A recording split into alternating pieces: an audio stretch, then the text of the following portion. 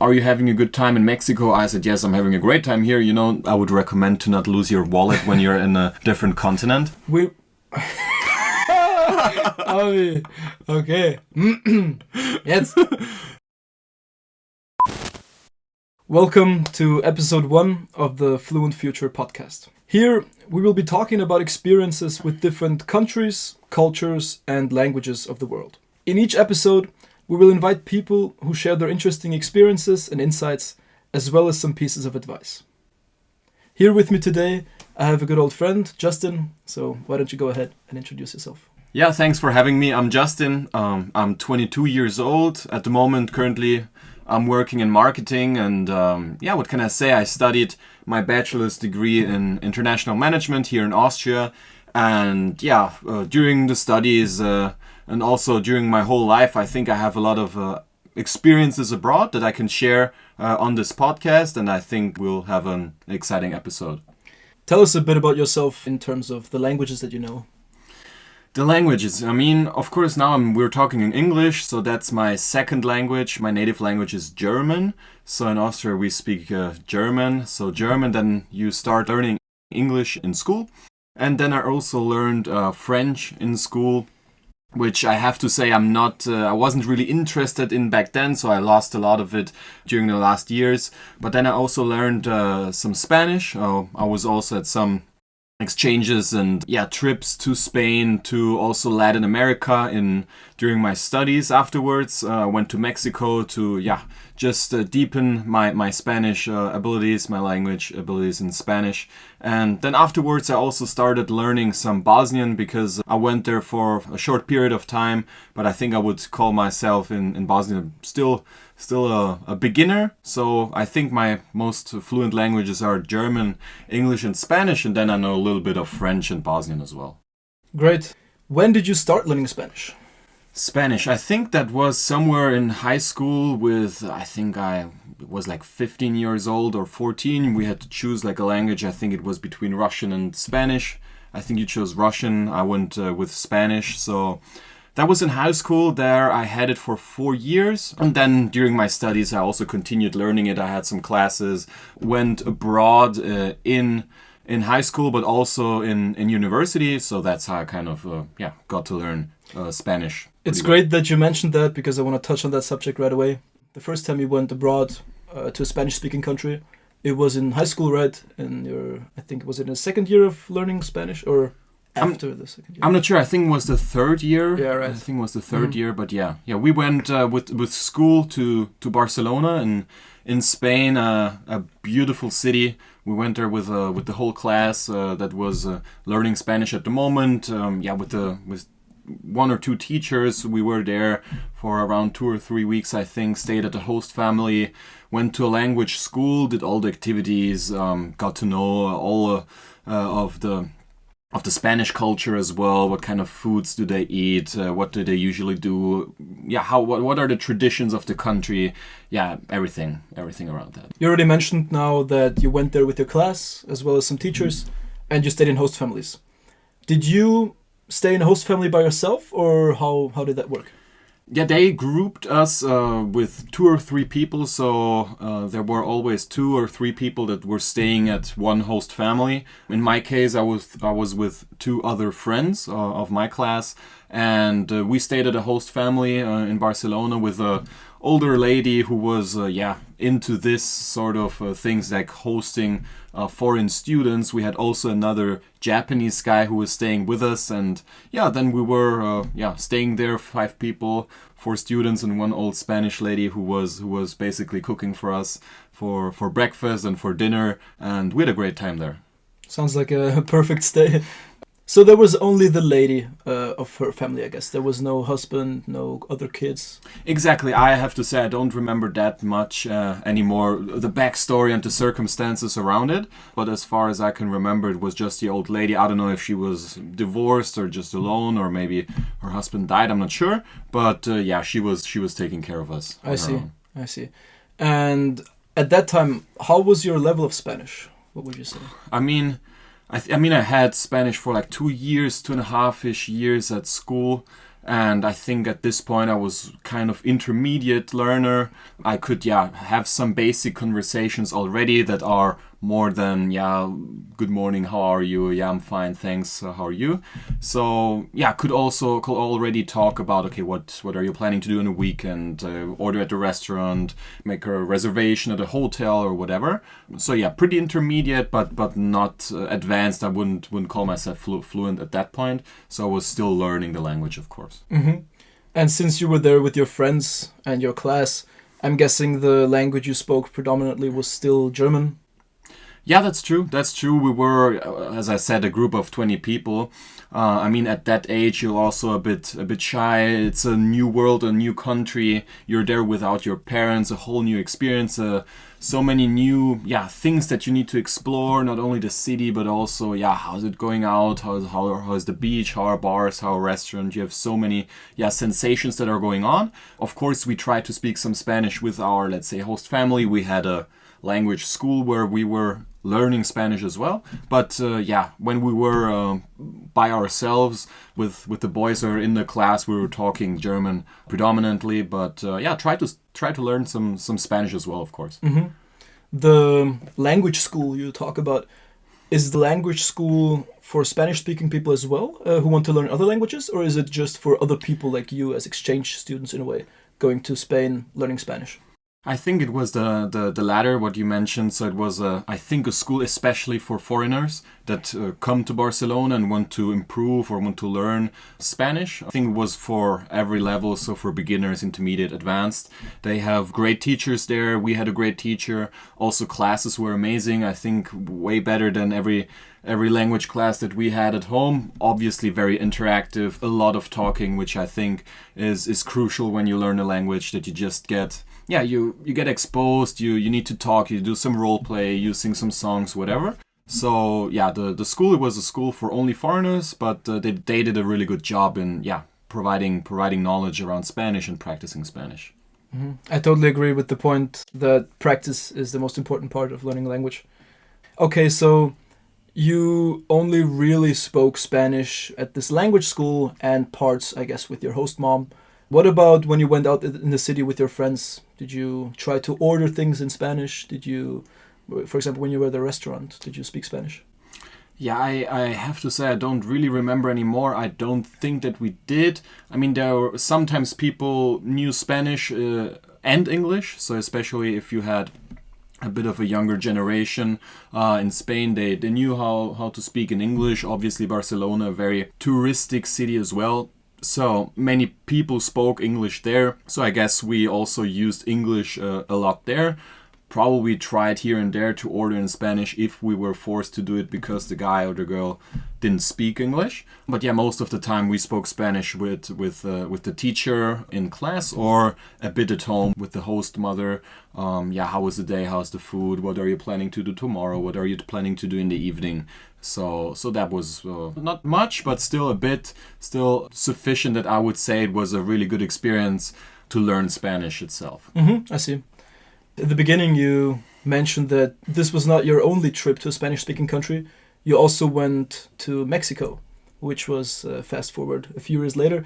It was a part of your studies, an exchange semester, am I right? So tell us a bit about this experience. Exactly. So I finished high school, had 4 years of Spanish there with the trip that we mentioned already. Then I went on to pursue my bachelor's degree at university. Had some courses, very basic level courses in Spanish, and then we had to do exchange semester abroad. That was mandatory, and I decided to go to a Spanish-speaking country. That was really my intention when choosing the place. So I was kind of in between a lot of places. Also, the university had a good variety of countries to offer to the students. I think I was in between some Latin American countries, between Argentina, Chile, and Mexico, I think. And in the end, I decided obviously to go to Mexico, to a city that's called Monterrey. It's up north, so pretty close to Texas, the second biggest city in Mexico after Mexico City. And that's where I went for my exchange semester during the university degree. Cool. And at that time, I'm guessing it wasn't so easy to plan a trip abroad or plan something as big as an exchange semester, because at that time we had COVID going on everywhere in the world. So what were the struggles with regard to planning a trip like this? Yeah, exactly. That's a good question. That was in 2021 when I moved to Mexico. It was in January 2021, and prior to that in 2020 when this whole thing kind of started. Of course, you had to face some challenges in the process, in the planning process. Mostly, okay, one question was, does the university accept me coming? Do they accept incoming students from other countries? That was the first question. Then the second question was, okay, how easy is it to get an apartment? Is that possible as a foreigner during these circumstances? Will that be easy or hard, or will it be okay? And then also a question, important one was, okay, health insurance. There were some issues there as well, because some insurance providers didn't want to give you an insurance because of COVID. Everything was so uncertain. They didn't want to give the insurance to you. So there were also some struggles. And then, of course, the overall uncertainty. Okay, do I want to go there during these times where I don't know what's going to happen in the next 6 months down the line? So there was also always a bit of an uncertainty aspect to it as well. Mm-hmm. I guess that makes sense. How did the other people, or your peers, your fellow students from your university, how did they view the situation? How did they act? Did they also go abroad, or were there other people who went with you to Mexico? Yeah, as I said, it was a mandatory exchange semester, but the circumstances were very difficult. They were very special during the COVID times, and some people just stayed at home. They didn't want to go to a different country. They didn't want to move out of Austria because they felt safe at home, because they were too uncertain. They didn't want to take the risk, which is fine for them, right? I decided to, that's a really good opportunity for me to go to another country. Why should I not use it? I thought, and I was right in the end, that I could go there without any problems. Initially, I think 3 other students wanted to go to Mexico as well with me, which they did not end up doing because of personal reasons. I don't know anymore exactly, but they stayed at home. And then also most people stayed in Europe because, they thought things were safer there, not that uncertain as in Latin America, for example. So from my university degree, I think I was among 3 others. We were in Latin America. Usually there are way more people, but it was just, I think, me in Mexico and one guy in Colombia, and then I think another one somewhere else. Okay, I see. Okay, and then you go to Mexico. Where do you stay? How did that plan out? Exactly, yeah. The part with the university got sorted out really quickly. They said, yeah, you can come to Monterrey. We will accept incoming students from all over the world again, no problem. For example, Asian countries were more restrictive on that end. So university said, go, you can come. Then I was looking for an apartment on the internet where I was texting with the landlord. Okay, it's a apartment complex for students where most of the exchange students stay, and also some other Mexican students stay as well. I thought it was a nice apartment. It was pretty big. The price was good as well. We had a pool. We had a nice view. It was very close to the university as well. So I decided to pick the place. Then I booked the flight, went to Mexico, and started the adventure. Perfect. So you chose that place. You were lucky enough that you found something that worked out for you. What was the place like? Was it an apartment for yourself? Did you live with someone else? Tell us a bit about this. Yeah, it was an apartment within an apartment complex. So it was called Torres Tech, which means like towers around the Tecnológico de Monterrey, which is the university. And it was an apartment, but I shared the apartment with 2 other people. These people one other guy was also exchange student, and one other guy was a guy from Guatemala who was doing his master's there. So I was moving in with them. And obviously my neighbors were all exchange students from Spain, Germany, France, UK, all over the place. Mm-hmm. Sounds amazing. Was it like student housing in a way? I think it's a kind of tradition that the people go there. It's not a student housing per se, but just usually all the students, they go there. It's really close, and it just happens to be the place for the students. I see. Okay. And as you mentioned, this place is close to the university. However, in times like COVID, did you even manage to go? Did you have the opportunity to take courses at the university? Exactly. Unfortunately, all my courses were online. I mean, you can say unfortunately, or you can also say fortunately, everything has its ups and downs. But yeah, we weren't able to go to campus. The campus in Monterrey of this university is huge. It's a private university, so it would have been a cool experience to go there, but we didn't. We had online classes. I mean, which also we were able to travel a lot as well. We weren't restricted to staying in Monterrey. We could travel around Mexico. Mexico has a lot to offer, has everything you can think of, has beautiful beaches in the Caribbean and the Pacific. You have the southern part of California. You have beautiful big cities like Mexico City or Guadalajara. You also have a bit more, let's say, rural areas. Öffne die Datenschutzeinstellungen, wähle Ortungsdienste. Was kommt das? Was ist denn das? Ja, das entscheiden. Yeah, okay, so there are many beautiful places you could go while having online courses, because that gives you the opportunity to take these courses. Exactly. I was taking online courses that allowed us to go to all different places in Mexico, to beaches, to mountains, to big cities, smaller cities, rural areas, whatever, to the jungle, right, to explore pyramids of the old Aztecs and Mayas, which were around in the Mexican territory. So we could explore the country a lot, which was, I think it was, the best thing that could have happened to us, because I think Monterrey as a city on its own is not too exciting. I think what makes it exciting if you are with a cool group of people and you can do stuff there, but from a cultural perspective, it may not be that interesting as other parts, because it's also a very economic city. There are a lot of companies, a lot of factories. So that was actually a pretty decent coincidence that we had COVID and we were able to travel around and do basically what we wanted.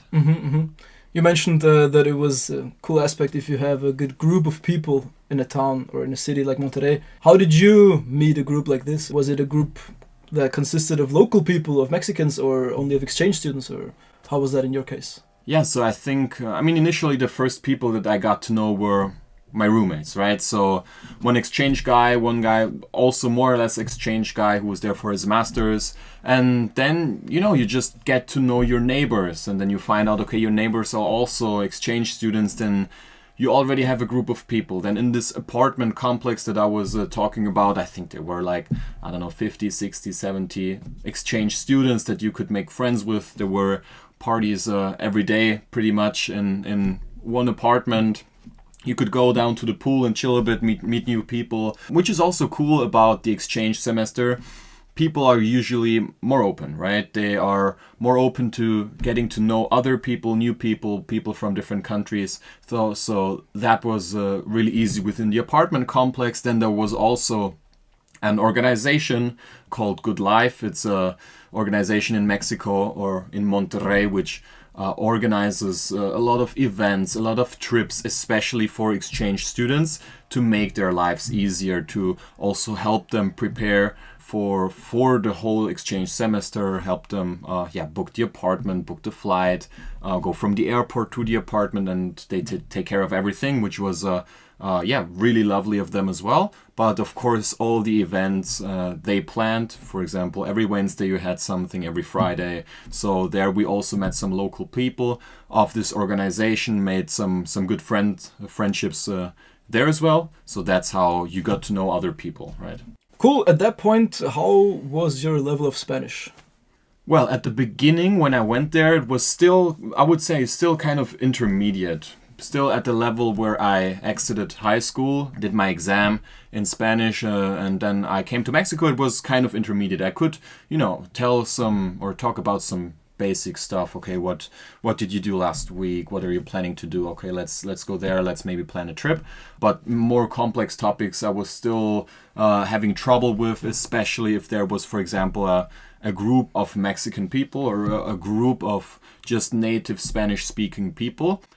Everything was just a bit too fast, a bit too much slang, and you wasn't really the kind of Spanish that you were taught in school. So yeah, that was just practice, I was telling my roommates, okay, hey, please let's talk in Spanish. I want to learn the language. Also watching movies, watching TV shows, or listening to a lot of music.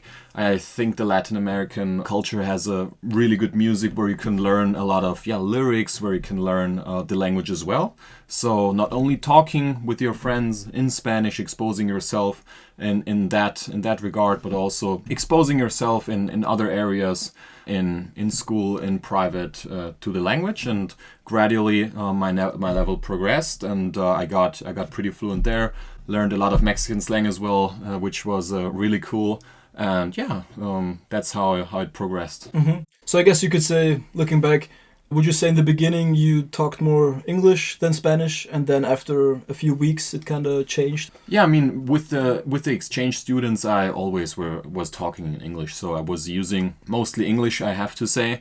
But with other people, with people that I didn't know from Mexico, I don't know, guys from university or from a bank or from a restaurant or a bar or from a taxi driver, I could, just casually hold a conversation with them. And that was pretty cool. Okay, perfect. So that was in Spanish already? Exactly, afterwards, when I was learning it. Okay, I see. And then the feeling is kind of different, right? You're in Mexico, you're farther away than Spain, than Barcelona. You're not in Europe anymore. You're not in your group, in your class that you know from high school, for example. You don't have any teachers with you. You're by yourself in a different country that's kind of far away. Did you have any sensation, any feeling of homesickness or anything like that? That's a good question. I think I observed a lot of people who did.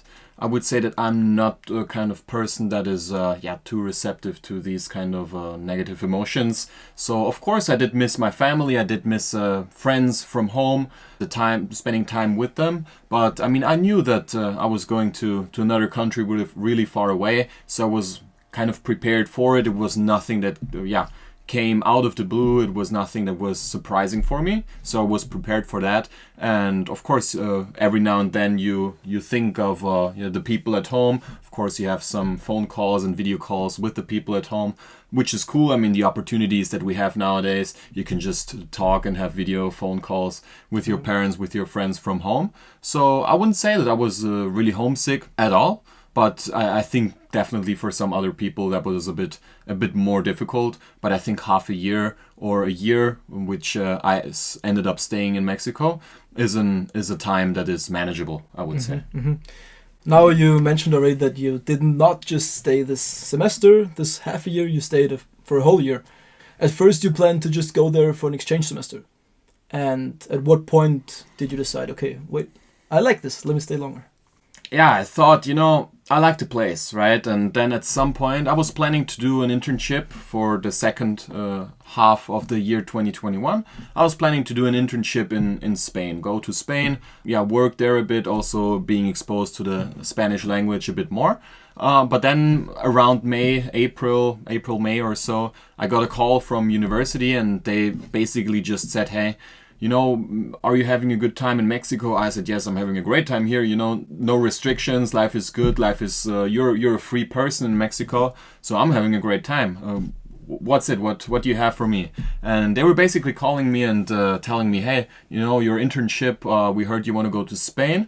But why not stay in Mexico? We have a special new scholarship for you where you could get some money from the university and stay in Mexico if that's of interest for me.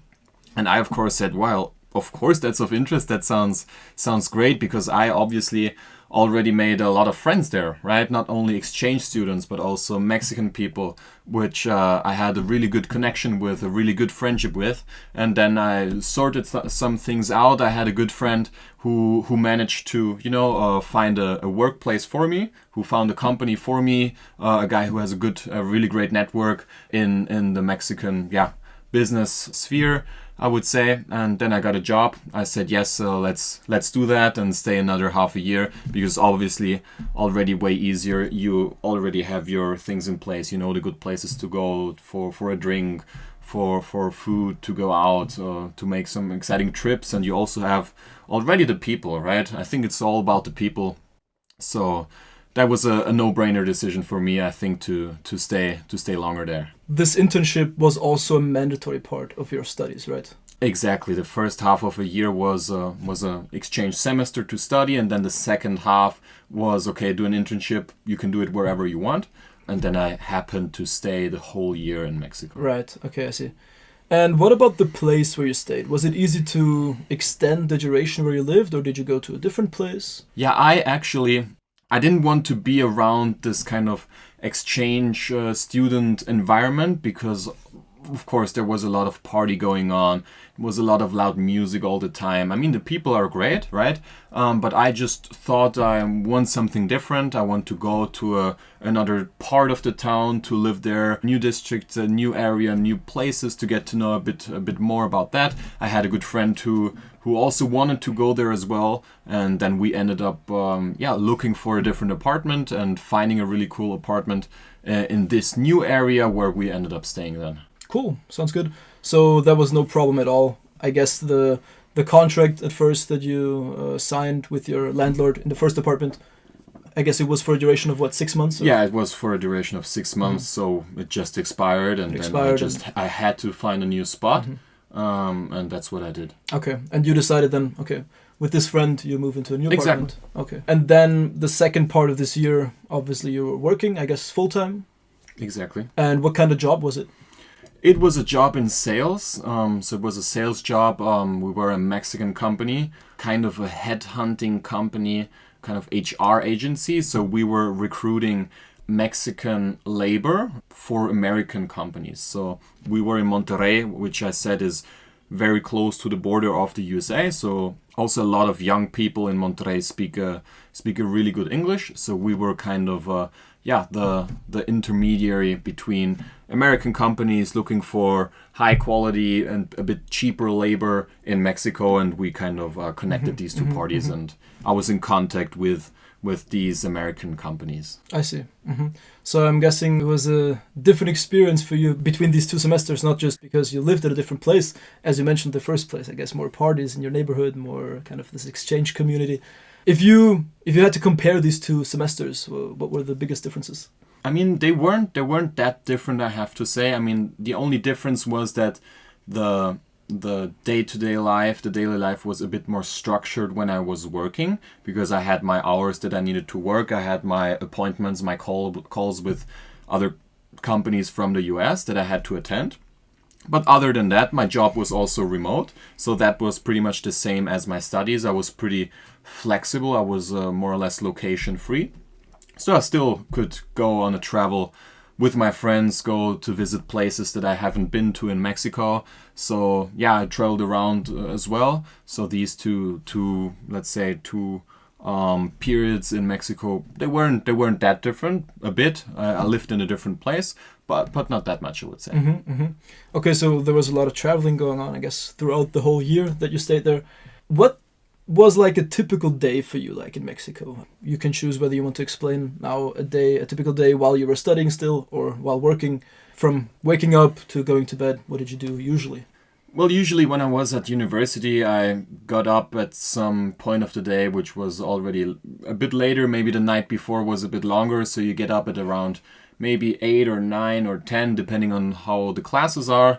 Then you have maybe, a few classes, 1, 2, 3 in the middle. You go have some lunch. Either you order something from Uber Eats or some other provider to your home, or you cook something, or you go to a restaurant. So that are basically the options that you have. So that's what we did. And in the afternoon, you would also have some more classes. But then also the free time would come. You would plan with your friends what you could do. Maybe you could go to a bar, or maybe you could visit something in the city center or whatever. Maybe there is an event that you can attend. So as I said, every day of the week from this organization, Good Life, there was an event scheduled with a lot of other people there. So that was always a lot of fun. And then you met up with your friends, you went for a dinner maybe, and then in the evening you were just, at the couch, or maybe out somewhere with other people. So it was all in all The day is very interactive, a lot of interactions with different people, exchange students, Mexican people. So that's how I would describe a typical day there. I'm a huge fan of food, so after you touched upon the subject of food, I got very curious. What was your favorite food, or what were the dishes that you could recommend to people of the Mexican culture, the Mexican cuisine?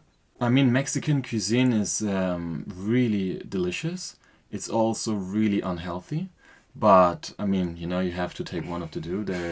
You can't have both sometimes. But you have a lot of things. You have a variety of different tacos. You have burritos. You have things like enchiladas. You have a breakfast which is called chilaquiles, which is amazing.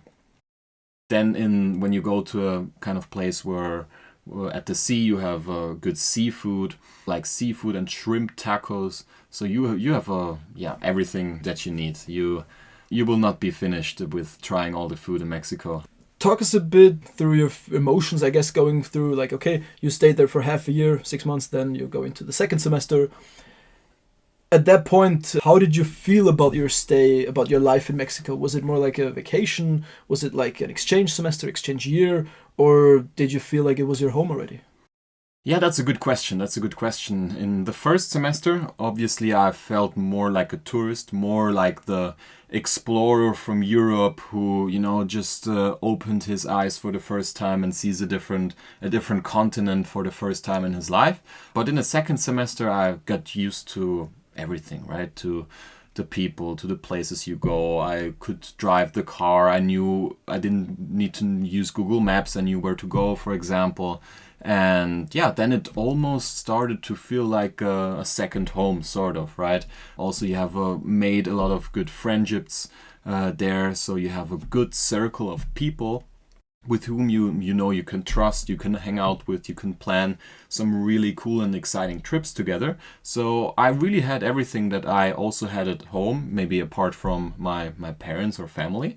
So yeah, that was really cool to really have the feeling of being in a place where you feel at home.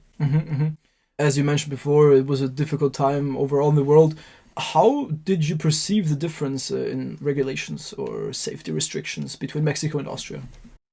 Yeah, that's also a good question. I mean, Mexico didn't handle it that hard. They didn't have too many restrictions. I mean, you had to wear your mask, but for example, the restaurants never had to shut down or the bars never had to close because, of course, they needed to make their money, right? The business owners, they can't just close the doors and are not able to provide for their family. So that was all open, and also, just generally speaking, everything was way more liberal than at home. Also, comparing to the stories that I've heard from friends, from family, what was going on over the time at home, it was at some points almost a bit scary, because when you're abroad you do not consume all the media. At home you just hear some stories here and there from your friends, so at some point it was almost a bit scary to hear the stories, what was going on at home, and comparing it to the experience that I had,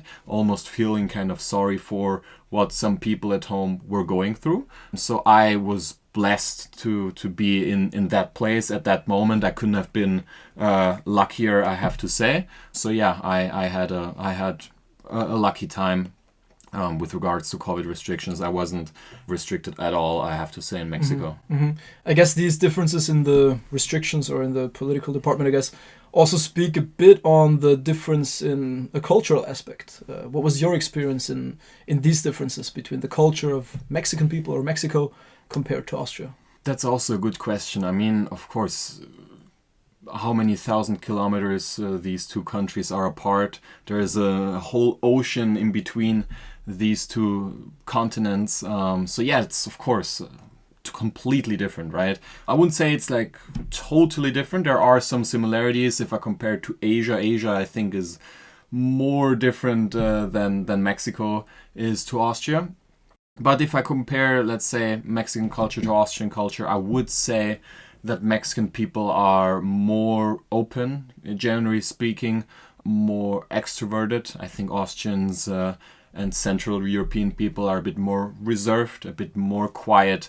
Also, people in Latin America are louder, right? They scream a bit more. They're more active. When you're going out, they dance more. They move more. They're more expressive, more enthusiastic.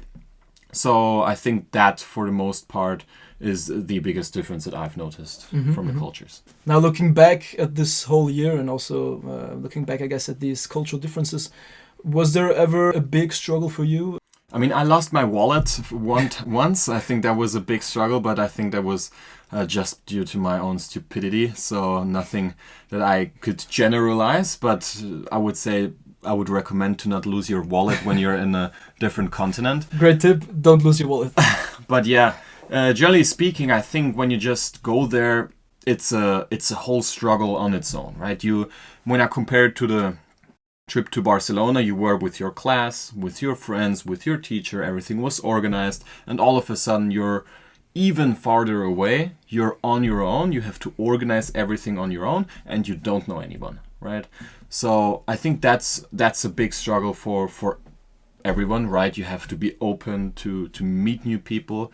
You need to meet new people from university, exchange students, Mexican people, whatever, because you need this social circle. Also, it has a lot of benefits. If you are friends with a lot of people, you can get their views on certain topics, get, for example, the cultural insights of people from Spain or from the Netherlands or from Germany, Italy, whatever. So you get a lot of these experiences, a lot of these cultural aspects and views and opinions of people that you can analyze and just take the best out of it. So yeah, of course, in the beginning it's a struggle. In the beginning it's a big challenge, I think, for everyone. But I think if you can overcome that and manage it, I think it's one of the biggest and best experiences that one can make in their early adult lives. I agree. And now this kind of sounded already like part of the question that I wanted to ask you next. What advice do you have for people who plan to pursue an exchange semester, for example, in Mexico, who plan to go there and live there for half a year, maybe even do a whole bachelor's degree there? What kind of pieces of advice do you have for these people? Yeah, I think if you're already planning to do it, if you're already contemplating to do it, you're assessing different risks, I would just say really try to pursue it, try to do it. It will form you, it will shape your personality, the way you go about life, the way you see the world. You get a totally different perspective, especially if you go to a country that's so different from your home country. You get a whole different perspective, can, take the best of both worlds and form your own paradigm that you move through the world with. So I would say to everyone that wants to do it that they should do it and take the risks that you need to take, face the challenges with your head up, and just be brave, just be curious about learning as well, maybe also learning about the language. I think if you learn the language of the home country, it's also completely different experiences. They can, talk way better with you, share their stories from childhood, from whatever, when you're talking in their language as well. So I would encourage everyone to do it and take on the challenge. I think that's great advice for people who want to do that in the future. Yeah, I think we've talked about everything. So I want to thank you very much for your insights and your experiences. And thank you guys for watching. And I will see you in the next one.